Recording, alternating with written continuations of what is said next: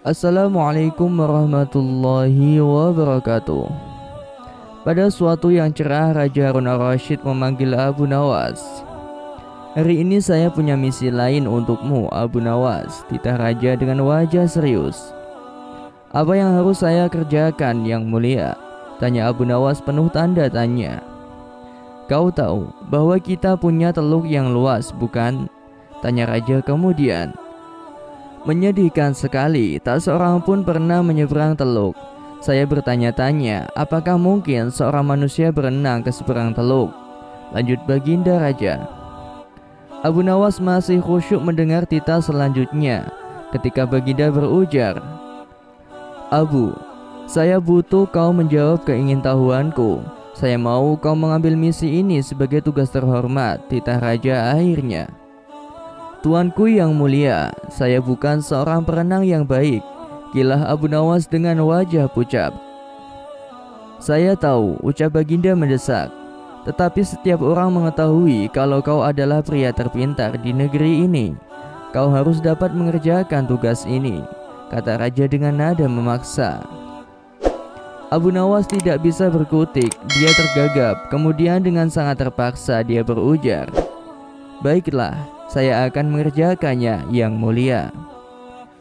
Pertemuan pun selesai. Abu Nawas menggerutu begitu meninggalkan istana. Kepalanya tiba-tiba menjadi berat.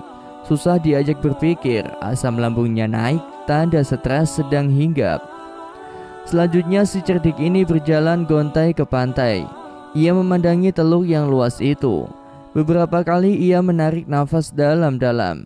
Pikirnya masih kalut. Ketika ia akhirnya duduk di bawah sebuah pohon palem, dia mencoba mencari ide menyiasati misi yang mustahil itu. Pada waktu ia melihat pakaian anak-anak tergeletak di atas bebatuan di sampingnya. Di manakah anak itu? Mereka pasti berenang di pantai, gumam Abu Nawas.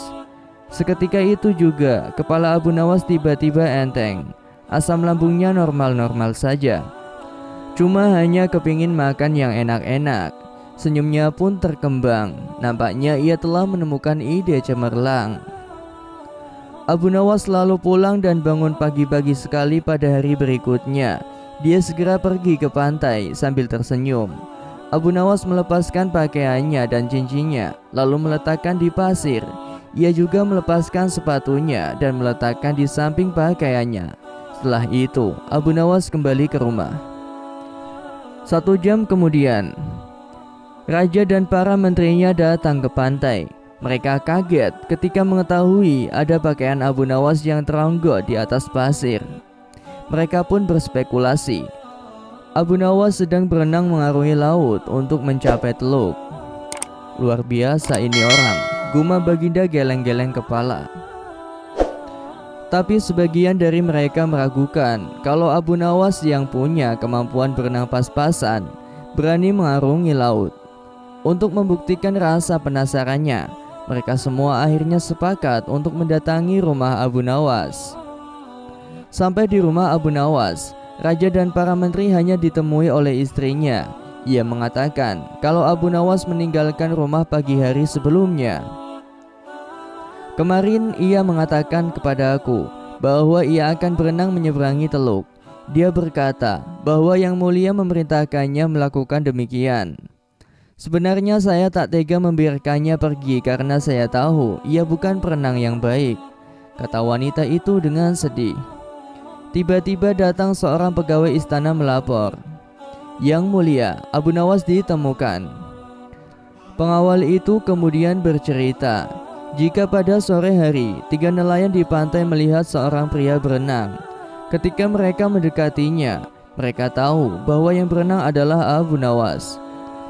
Karena terlihat sangat lelah, maka mereka membantu Abu Nawas untuk mencapai pantai. Tapi tak lama setelah itu, Abu Nawas malah pingsan.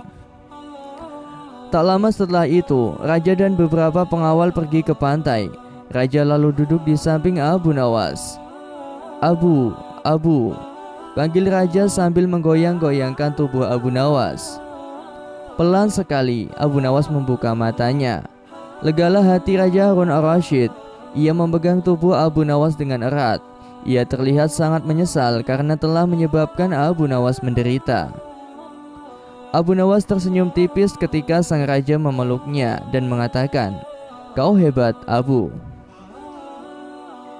Demikianlah kisah yang dapat saya sampaikan. Semoga bermanfaat dan dapat menginspirasi kita semua. Sampai jumpa lagi di cerita-cerita selanjutnya. Wassalamualaikum warahmatullahi wabarakatuh.